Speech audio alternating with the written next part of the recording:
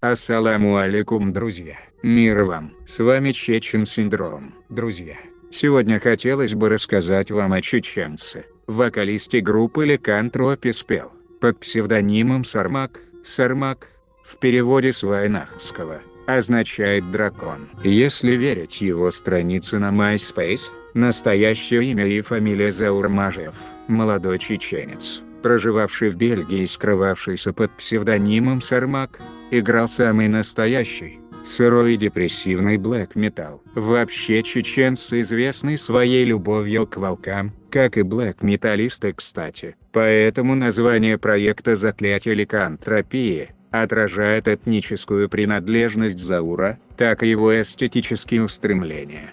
Злобный, угрюмый блэк чеченского происхождения вещал слушателям об одиночестве, мизантропии и темных силах. То есть, по большей части он не был оригинальным, но зато честным и чистым, то бишь настоящим. Наверное, вы заметили, что я говорил о Зауре в прошедшем времени, потому как в сентябре 2005-го Заура не стало.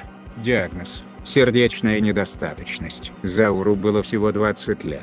Возможно, в этом виновны темные сущности, к которым он обращался в своем творчестве. А может быть, это всего лишь слабое здоровье. Аллах лучше знает. Дала Геч Дойла Цунна. О биографии Заура мало что можно найти в сети. Известно только, что он родился в 1985 году. Во время боевых действий в Чечне вынужден был переехать вместе со своей семьей жить в Бельгию, город Антверпен, где и началась его история в мире андеграунда.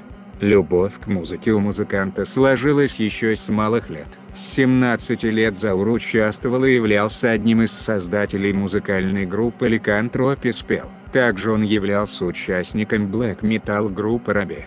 Целью создания собственного проекта у музыканта была, во-первых, собственная самооценка и утверждение как музыкальной личности, а во-вторых, ответвление от предыдущих своих проектов, вложив свой собственный изменение музыкального звучания, лирической тематики, направленной в большей мере на повествование язычества, природы и рассказов из мира фантастики.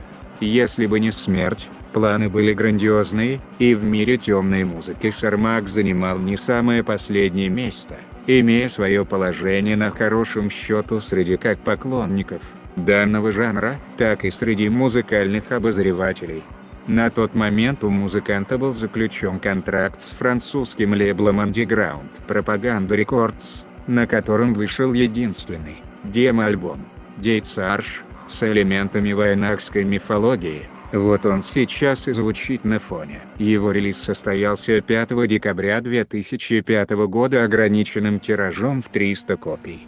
Данная работа содержала одно произведение длительностью в чуть более 25 минут. Запись получила очень положительную оценку среди слушателей и музыкальных критиков. Конечно, не каждому может понравиться такая музыка, и не каждый ее поймет.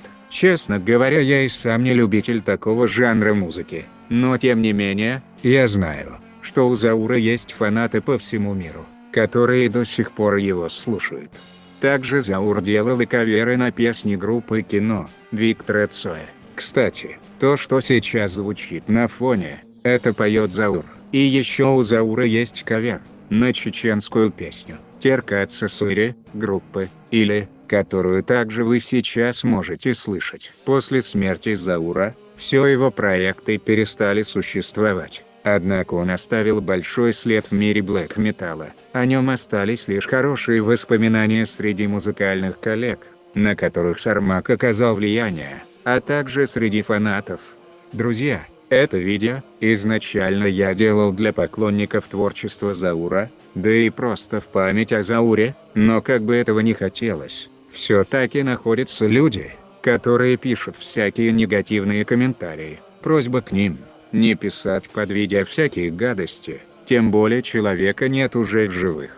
Если вам не понравилось, или если вы чем-то недовольны, то просто нажмите на дизлайк. В завершении своего видео, я хотел бы сказать, да помилует Аллах Заура, и даст терпения и имана всем его родным и близким. На этом все, друзья. С вами был Чечен Синдром. И до новых встреч!